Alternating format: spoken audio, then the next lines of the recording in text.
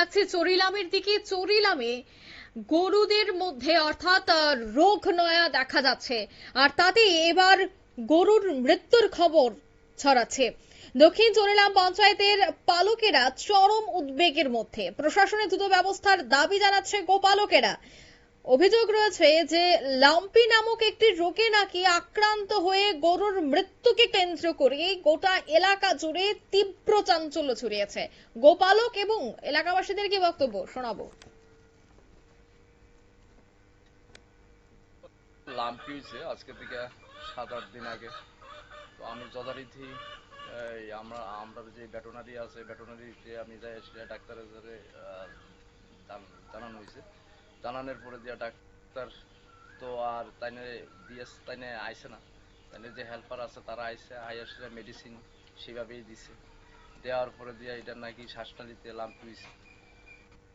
তারপরে দিয়া কোনো মেডিসিনে আর কাজও নেই। তারপরে দিয়ে আমার একটা জানান ছিল যে 1962 এই নাম্বারে যখন তাদের ফোন করি, তারা সেইভাবে তারা রিসিভ করছে, করার পরে বলছে যে আমরা এক্ষুনি মানে গাড়ি দিয়ে সেটা তাদের উন্নত মানের যারা চিকিৎসা করাও, এই যে বিএসটিএস তারা নিয়ে সেটা এক্ষুনি আইব।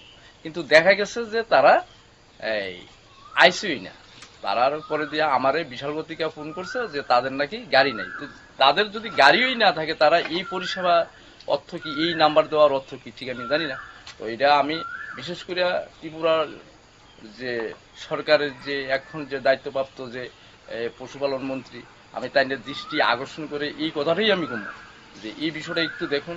আর যেভাবে চতুর্দিকে আমাদের চরিলামের মধ্যে লাম্পির যে একটা প্রাদুর্ভাব, এই বিষয়টা একটু দেখুন, না হলে আগামী দিন এই পশুপালন করা মানুষের দুষ্করদায়ক হয়ে যাবে।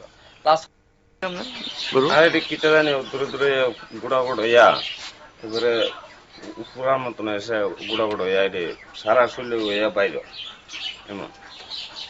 দক্ষিণ চরিলামে তো বললো অনেকটি গরুর মৃত্যু হয়েছে এই রোগে। হ্যাঁ, এই রোগে অনেকই মৃত্যু হয়েছে। অনেকের ডরে বেঁচে ওলা হইলে কোন মতে বেঁচে ওলা ডরে, এরপরে মারা যায়, পরে ফিরে দল না তেও ফেরত দেওয়ান লাগছে না। হ্যাঁ, তোমরা আছে তো ফিরে দিছে তো এই দক্ষিণ চরিলাম। হ্যাঁ, ওই তো আমার বাইক নয় দিছে, পরে দেহাটা আছে না মারা গেছে। আপনারা শুনলেন যে এই রোগে আক্রান্ত হয়ে গরুর মৃত্যু হচ্ছে, একের পর এক গরুর মৃত্যুকে কেন্দ্র করে তারা উদ্বিগ্ন এবং খুব দ্রুত যেন প্রশাসন এই বিষয়টার দিকে নজর দেয় তার দাবি তারা তুলছেন। কারণ গোপালকের অভিযোগ যে এই রোগে আক্রান্ত হয়ে তাদের অনেক আর্থিক ক্ষতির সম্মুখীন হতে হচ্ছে। অন্যদিকে গরুর মৃত্যুকে কেন্দ্র করে আগামী দিনে এই রোগ আরো ছড়াতে পারে, তাই খুব দ্রুত যেন প্রশাসন এই বিষয়টার উপর ব্যবস্থা গ্রহণ করে বা কোনো সাহায্যের হাত বাড়িয়ে দেয়, সেই দাবিটুকুই তারা করছে। নিয়ে নিচ্ছি ছোট্ট একটি বিজ্ঞাপন বিরতির সঙ্গে থাকুন।